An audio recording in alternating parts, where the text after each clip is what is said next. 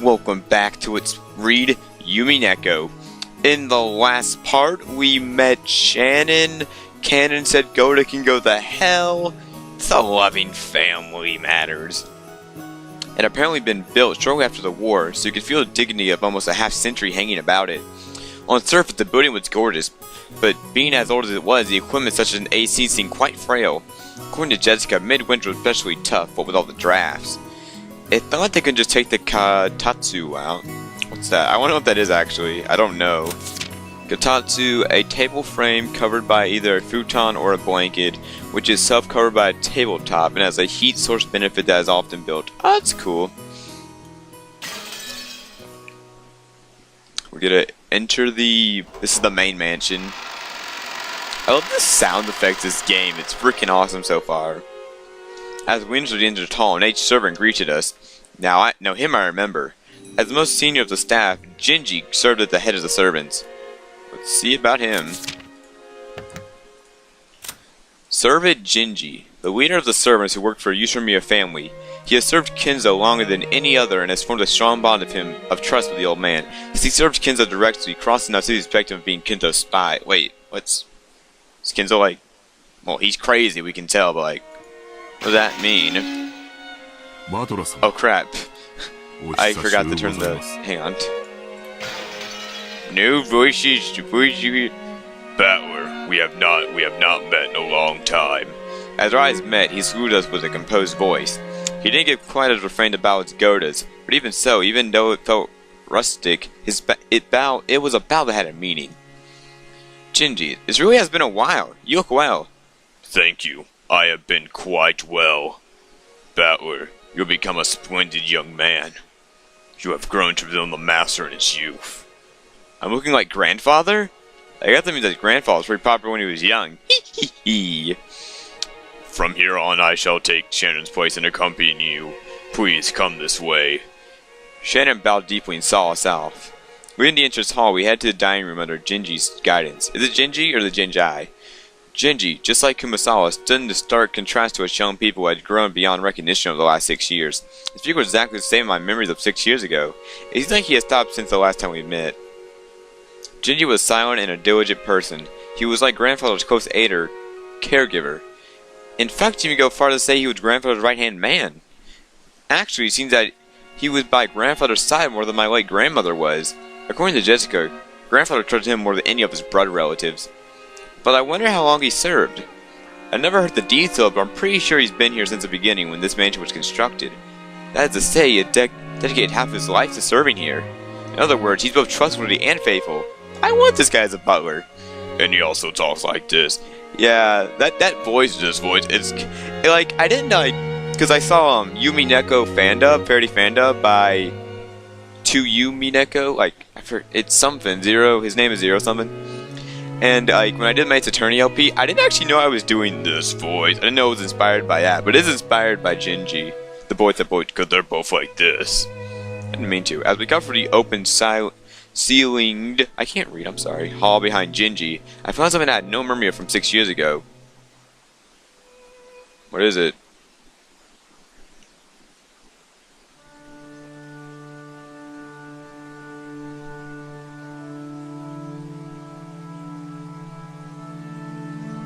Hello, gorgeous.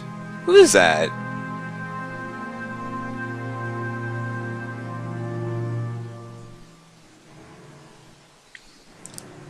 It was an awfully big portrait hung right in the front of the stairs I rose to the second floor. When I was thinking, I stopped walking under its spell. Since I suddenly stopped, Maria, who was following behind me, ran into my back. Ooh! Ah, sorry. Hey, Jessica. Did that picture used to be here? I pointed the big portrait that caught the eye hanging up in the hall. Everyone else stopped too. Ah, right. When you last came here, that hadn't been hung yet, had it? When was it again? I think, if my memory doesn't fail me, I think it was around the year before last. Just say 2 years ago, damn it! You are correct. In April of the year before last, it had been arranged the master ordered an artist to paint it, and it was put to display over there. Grandfather did that? So he went out of his way to have it drawn. Which was appropriate for this Western-style mansion. That woman wearing elegant dress gave a sense of refinement. I couldn't have guessed her age, but judging by her obvious strength of will and sharpness of his eye, She radiated youth. It was a different feeling that composed mood of a middle-aged woman that are often in famous pictures. If this woman had normal black hair, I might have thought a portion of my long-deceased grandmother in her prime. I had worn the porn that beautiful blonde hair and didn't look Japanese at all. So, who is she then? This woman? That naive question from Maria, though trying to prove that she knew it already, answered me with authority. Ooh, Maria knows. She's Beatrice. What? Beatrice. She's the witch. Didn't you hear about her long ago? The witch? You mean this island?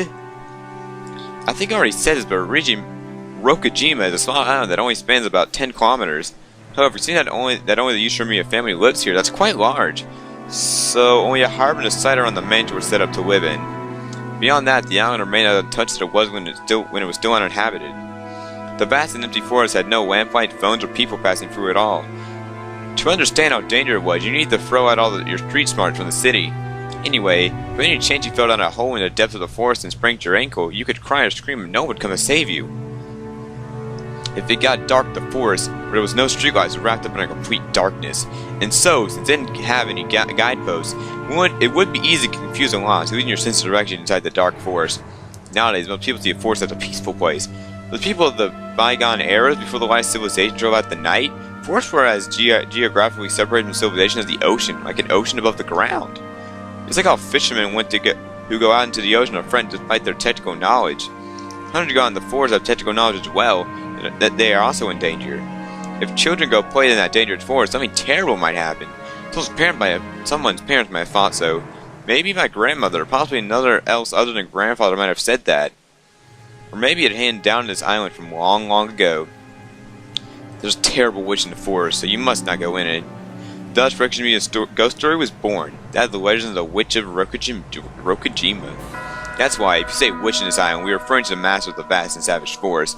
Which reminds me, when I was little stayed at the mansion, during the eerie nights where the wind and rain struck the windows, I had terrified story that the witch of the forest was roaming around searching for a sacrifice. Beatrice, was it? When Bro told me and I searched my memory, I'm sure I remembered hearing a name like that when I was little. Right. Still, I completely forgot that the witch is that legend had an elegant name like Beatrice. In such a grandeur than believed grandfather, he went out of his way to have her depicted in his painting. When I first heard Beatrice, I thought it was pronounced beet rice. It sounds beet rice, but it's because beet, right? You know what I mean. But yeah, it is Beatrice, or Beatrice, as the Japanese say it. It's the witch from grandfather's delusions. Ever since he had his picture hung, he had been blurring the line between reality and illusion. To us, it is no more than a witch from the imagination. But to grandfather, she's a being that exists on this island. Exist. That's why I had that picture painted, so that we understand. And I'm sorry, but she just doesn't exist. Milady, to the master, this is an important portrait. I beg of you, do not say such a thing in front of him. I get it. You don't need to beg. Jessica turned away after glaring a second at the portrait. Let's go. We're making everyone wait in the dining room. Ooh, hungry! Man, I'm hungry like the wolf. Only a small portion of this island was controlled by the Yushimiya family. All the wild remainder with the witch Beatrice's domain. One could say that she was the being who actually ruled over Rokujima. That slightly unsettling feeling of misfortune I had felt when I leaned the tutelary god shrine had been struck by lightning on the boat trip revived within me a bit. At that time, Kusama had tried to tell an honest story about Rokujima had been stopped by Jessica. I didn't know what she had tried to tell us. I didn't know what she had tried to tell us about this island. But there was one thing I did know. Rokujima's rule was not the Yushimiya family. It was the witch, Beatrice's. Yes, because it was the witch's island. Butler, ooh, slow! When I looked around, everyone was already heading towards the dining room. I hurriedly chased after them. Man, I hope we don't meet this Beatrice chick. We walked up to the huge double doors that led to the dining room. Shinji knocked. I have brought the children. That sounds so weird. If you will excuse me. The door was open and we were invited inside. Oh, it's the music. I'm like, was there a train? A dining room. Everyone in the room looked clearly expensive. Was set up with a super long table. Was obviously positioned with no other purpose than to make the guests conscious of their rank. Our parents were always sitting in accordance to their ordering.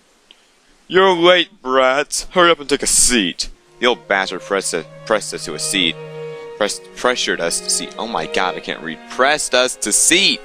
One of the places where we would sit were empty at a long table, which only made us feel our tardiness all the more.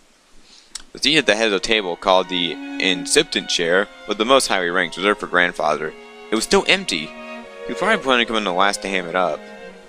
The seating order, looking at the encrypted chair at the head of the table, went from left to right, with the lower ranked seating pressing in rows of two further away from it. So on the left-hand side of the first row, close to the encrypted chair, where Cross-san, ranked at number 2, should have sat. It looked like Uncle hadn't arrived yet, so that seat was empty. And the opposite, on the right side of the first row, sat the elder daughter of the family, Eva, ranked at number 3. The left hand of the second row was for number 4. Aw, yeah, was Rudolph, as the third sibling are already present. Opposite him sat number 5, the youngest sibling, Rosa. Going like this, you might think that the next one to come would be their husband and wives, but it's weird, but the next left hand of the third row, meaning number 6, was Jessica's seat. Opposite her was George. Then next to Jessica was me. And opposite with me was Maria. And finally next to me on the left hand side of the 5th row, and number 10, not Sushi. Is it actually said not Sushi? Like, I don't know, because I saw another naming where it's like there's no S, or the S is after the U. So I'm gonna say not sushi, with not sushi. Opposite her was Hideyoshi. Next to Natsuchi in the 6th row, in the final seat of the left-hand side was Kyrie. The opposite seat to Kyrie was empty, even though everybody had been set out. According to his ranking system, that spot was the spot where Rosa's husband should be sitting. Even though he was supposed to be coming, his place was made up. This kind of ranking order usually recognizes the status of the spouse, but each family had an original kind of ranking. Maybe it's a leftover male Calvinism. If this is predicted on the idea that a woman's womb is just borrowed thing, then the children of direct descent will have a much higher rank, and the grandfather would come next. The grandchildren. Meaning that the spouse with no blood ties are considered to be last in line. It's terrible. According to our ranking order, grandmother, when she was still alive, would have been in a position even lower than mine. In their youth, they obey their father. After they get married, their husband. After they're aging, their children. That's the old saying: women, whether in the past, present, or future, have no home. Long ago, when I was still incapable of figuring all this out, I thought it would be great that we could all chat with adult siblings in their group and cousin ours. However, now that I re-examine the seating order, after growing up a bit, it stirs up more some complicated feelings in me. Natsuchi, married to the eldest son of the family, and number 2 in the manager's house, sat next to my right, which meant that she was 2 steps lower than me in the ranking order. It was difficult to guess at what she was going to inside Aunt's head. That's why I made a small apologetic gesture before sitting down. How not to see you, Battler? You've grown quite tall, haven't you? Yeah, I ate and ate meals before I knew it. I got this tall. Both of me balls, no. How tall are you? I guess about 180 centimeters. Ah, Aunt, please, whenever you feel like it, feel free to say, stop stuffing yourself. Huh? I'm sorry. And after a moment, gave a small laugh, but it seemed like she couldn't quite figure out what she's supposed to be laughing at. This woman is Natsuchi. Finally, we get to read about her. With that, we're like, well, gee, thanks. Natsuchi, Krause's wife, she manages the household usually a head family in the place of her husband, who takes little interest in such matters. She was in charge of all preparation and arrangement for this family's conference. She possessed a strong sense of responsibility and a great deal of pride. However, neither her husband nor her siblings understand her very well, so her position is far from inviolable. Aw, damn, she has a long-ass dress. She kind of reminds me of Meg from Hercules. I don't know, she kind of has that, the purple, the boobs, the appearance. How old is she, like 50? Yeah, these people are old. Oh, that crackling sound. I just love the sound effects. She's the wife of the eldest son of the family, meaning she is my father's oldest brother's wife. Isn't it easier to get it if I call her Jessica's mother? It feels bad to say this, but not that I hated her. I didn't particularly like her. She never got into our kids' circle, and she always looked difficult to get along with. I didn't hope she gave the impression that she was at odds with the other parents. The fact is that, having barely ever attained words, I hesitated a lot about how to approach her, and I ended up empty-handed. The silverware had been tidily set on the table, but the meal itself hadn't been brought in. In essence, until the man at the head of the table had his seat taken, the meal wouldn't start. So as long as grandfather, the highest rank, didn't come, lunch would be indefinitely on hold. Not even the appetizer would come. To allow the parents withstood their hunger, the silence of the dining room would still wait for grandfather to come. Just as the grandfather I remembered, when we ate together like this, always showed up at the right time. He's supposed to be the kind of person that would never be too late, that he'll keep everyone waiting, even though they were all present. Grandfather was pretty late. As far as I can remember, he's always strict about staying on time. Well, that might have been true 6 years ago, but it hasn't been that way lately. Seriously, he's off in his own little world so often that he doesn't even show up at family meals. Even so, I figured that he'd be at least stick around for today's meal. Still, I feel more relaxed and happier without him. Jessica! Watch your mouth, girl! I will smack your ass! I was being scolded by her mother. Jessica faced the other way, sticking her tongue out. No way around it. Nothing to do but to wait for the host to arrive. When I glanced at the clock, I saw that it was almost 12:20. And then the transition.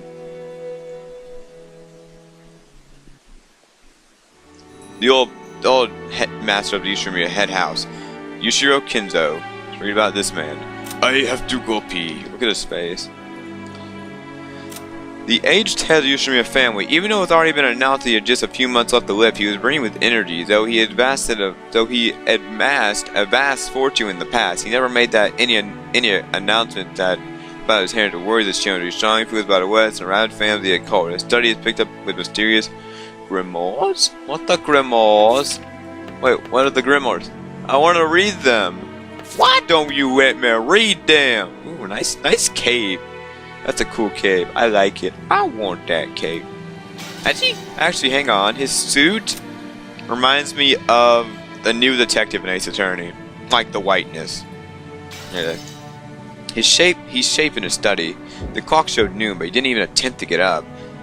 Putting his spectacles on, he powered up with one by one beside him, old-fashioned book with elaborately designed bindings, and immersed himself in their readings. It definitely didn't look like it was for his leisure. On the contrary, he executed in patience, Christ, as though every minute, every second were precious. The inside of the sealed room, where dense dust danced, stagnated, stepped in the suspicious stench of the smelly medicine. Somehow sweet, heavy. For everyone with a good nose, the first thing they'd do after entering would be to open a window and ventilate the room. The knocking against the study door had been going on for a while. A voice calling "Father" sometimes mingled with the knocks. As Kinzo heaved a deep sigh, he snapped the old book he had in his hand, slammed shut, and slammed it on the table. Then he yelled across, who was still knocking on the door. Silence! Will you not stop that noise, a fool? Who told you that door would open if you knocked? I crucify the imbalance. Do you wish to be as well? Father, isn't today the annual family conference? Everyone's gathered down today. Please come out. Crawled out to his father through the door. Kinzo always shut himself up in the study and hated when even his family entered the room.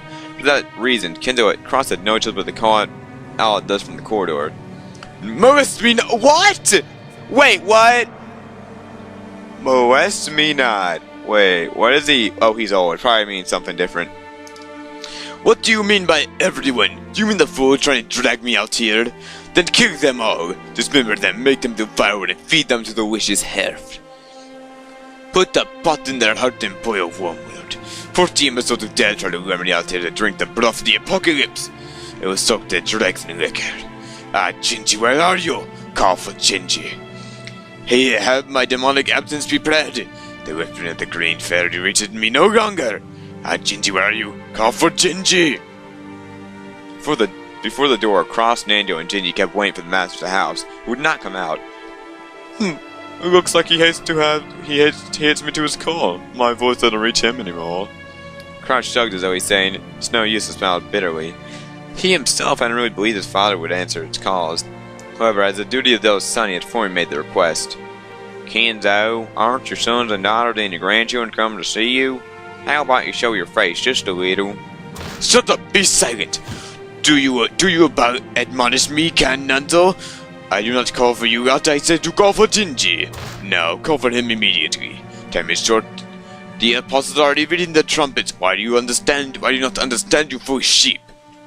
Kinzo slammed the old heavy book on the table over and over. The racket obviously indicated high displeasure. Kinzo put his spectacles down and flew up from his chair. He spread his arms wide open as to slink a packet opera house, as if appealing to someone, and yelled. Why? Why is there always someone in my way? I would throw it all away. I would offer up everything, and there's only one thing I ask in repayment. Oh, Beatrice, if I could see your smile one more time, I'd point the smiles of the earth and offer them all to you. Oh, commander of the locust reason, reap the smiles of the earth. Cough, cough, cough. Oh, this filthy all is irksome. Why must I suffer this impatience of this most blessed of days? Oh, I kind of feel bad for him. Call for Gingy. I have no idea what he's yelling. I guess he's finally gone nuts. Kraus, isn't that a bit hard to your birth father? My father is already dead. All there is a phantom of a father once was. I think you're right. As long as he had no intention of coming out, there's nothing we can do. Kinzo, choke and cough continue to pour from. Oh wait. I'm going back downstairs. It would be a waste without Anjigoto so proud of getting any colder. It's one of the few things we look forward to in this family. Cross spun on his heels. He looked at his wristwatch, mumbling and acting as though he had wasted time doing something he would be in vain. Gingy, father's calling for you. Keeping company. Certainly. Doctor, let's go eat. Yes, if we go any longer, even the taste of the taste will go into a sweet smell. Yes. Without waiting for Najo, Cross went downstairs. Gingy urged Najo to go and eat. Najo looked first across his back and disappeared downstairs, then to go to the study room and let out a deep sigh. Sorry, Gingy. Please. Yes. Please leave it to me. If possible, don't give him alcohol. It's too powerful a habit. Is Gingy not here yet? Who dared keep Gingy from coming? Gingy, where are you? Go for Gingy! No. Please leave it to me. Sorry. Nando gave a small duck with his head and descended down the stairs. Gingy saw him off and knocked at the study door. Master, it is Gingy. Gingy, why must you wait so long? There's no need here, I trust. Yes, I am alone. Kinzo returned to his seat in his study and pressed an old-style switch on the table. What did he do? After a small delay, the heavy sound of the door unlocking could be heard. Kinzo believed that his family might try to break into his study. Perhaps someone once opened the window for some air and scattered important documents and other stuff? Is that what made him so nasty? Now Kinzo had placed a structure lock in his room, making it so without his permission nobody could enter, and locking himself from the dungeon he created. Gingy, who trusted the most, was relatively free to enter the room, but that was also not absolute. If Kinzo was in a bad mood, even he wouldn't be able to enter. Anyone else would be limited to holding a conversation with the door, not even seeing his face, and most of the time they wouldn't even get a real conversation. However, that didn't become a big problem for the family, because going to the trouble of speaking to the aged head who was impossible to please, completely immersed in his old research, and always locked up in his hideaway, just wasn't worth the effort. They were happy that I didn't come out of the study, and between him and the heads of servants, they also tried to avoid him. Gingy, my usual, I am busy. Yes. Gingy headed to the corner of the study. There, a suspicious-looking bottle boasting a venomous color was displayed. It was actually liquor, but considering that I looked something in a suspicious-looking room, one begins to doubt whether it was actually some kind of ghastly. If it isn't, some kind of ghastly poison. Inside the study, a mysterious collection of books that Kinzo had gathered had grown to a mountain. They were bizarre, ancient, banned books, all of them either forbidden, cursed, or sealed. But then, if one were to call them old books, Kinzo would go into a fury and say something like this: Call them grimoires. They were mysterious objects like a candle suspiciously melted and molded into a strange shape, which probably had something to do with black magic. The constellation drawn on a certain colossal globe contained quite a few dots that a person who knows the night sky well would whip their head at. The illustrations inscribed in old, casually opened books were all full of religious or possibly demonic grotesque arcana, as well as the weird shapes of various magical circles, and above all the sweet, pointless smell that filled the room.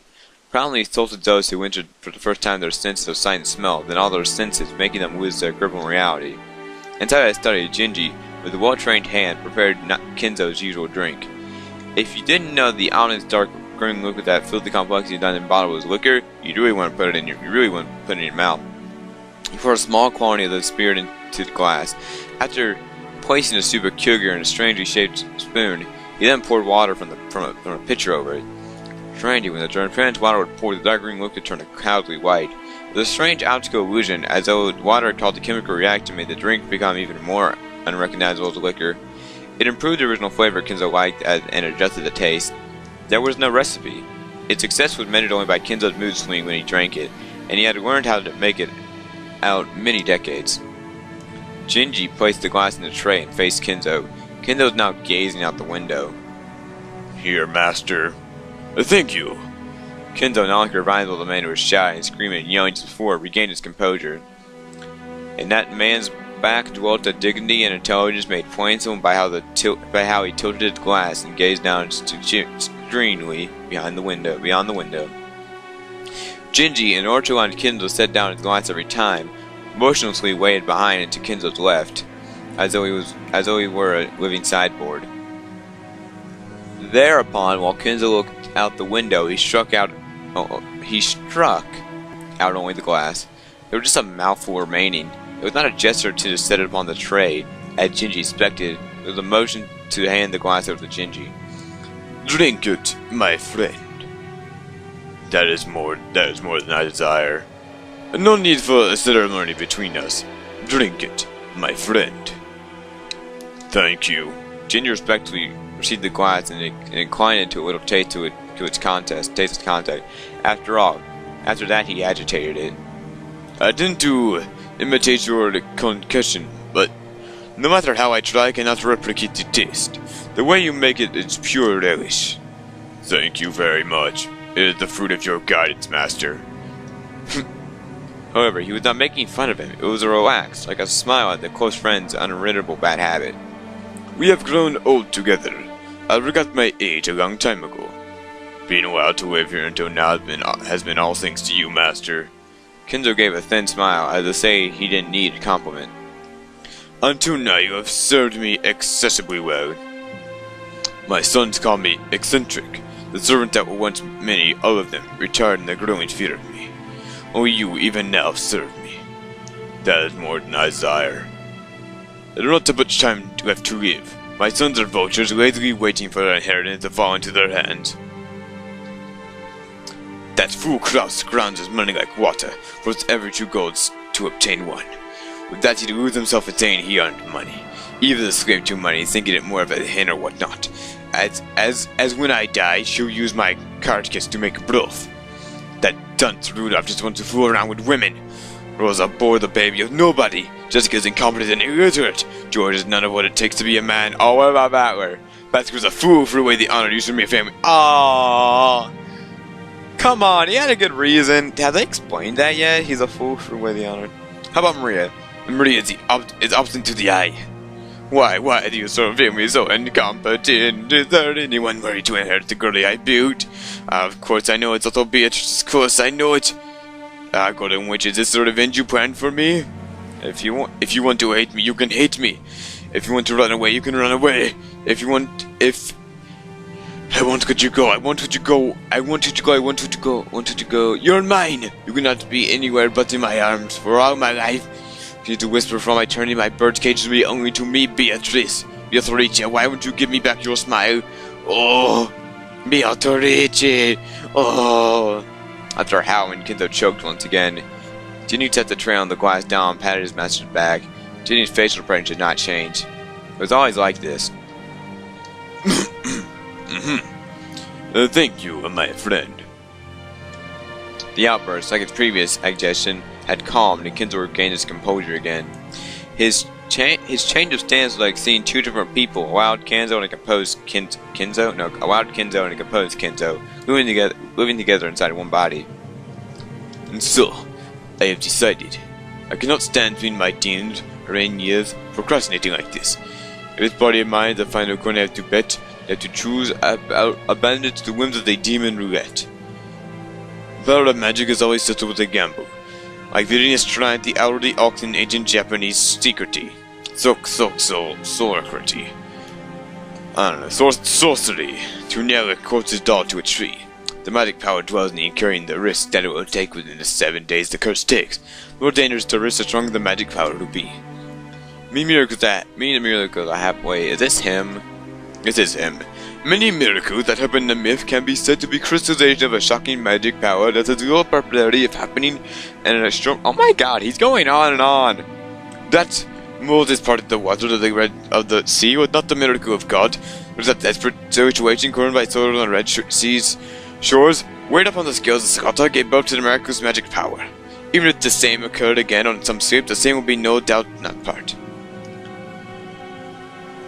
Wait, is this actually him? I have to see. Yep, it's him. That's because Moses ended up betting on the capital odds in the roulette of those with power, and to skeptically draw to himself the single miracle card within the eyes of many. As power that can triumph over astronomical odds, yes, magical power that fortune through miracles are grasped. To obtain that mighty magic power, one must face the rest of despair. Those who possess no magical power call that desperation rather than a bet. However, people. Oh my god! He won't shut up. I mean, for a man who's about to die, he has a lot to say. However, people who truly do possess magic can grasp hold of their miracle and make the enigma come into being. And if that power exists within me, I'll seize that miracle. I'll have a chance of making that wish that I devoted my life towards come true. Kinzo looked at the sky outside the window. He spread his arms and appealing to someone in their skies. If only I was capable of gaining that miracle. Oh, Beatrice. Show me your lovely smile once more. No matter how many times passes, your face does not vanish. Your face is not vanished. I just want to see your face. That is all. I'll return everything you granted me. I'll return all the glory I ever gained since that day. I have reached fortune, prestige, gold. I'll return everything you granted me. I will see your smile. For goodness sake, Beatrice. Oh. His nonsensical yell soothed into a scream and then into a wail. Kinzo folded onto the bed and tore with both arms. She had no choice but to wordlessly watch over his master's lament. Jesus Christ, Kinzo. You're fucking crazy, dude. I mean, goddamn. Well, ladies and gentlemen, the head of this family is not in his best shape. All those who have come back together for this long-awaited yearly meeting, it is a great shame that he won't participate in lunch with us. Go to let the lunch begin. Certainly, I should begin today's luncheon. Okay, I'm going to end the episode off here. I'm sorry this is another long episode. I wanted to end it off like in 20, but Kinzo was going on and on. So I'll see you in the next episode. Thank you guys for watching.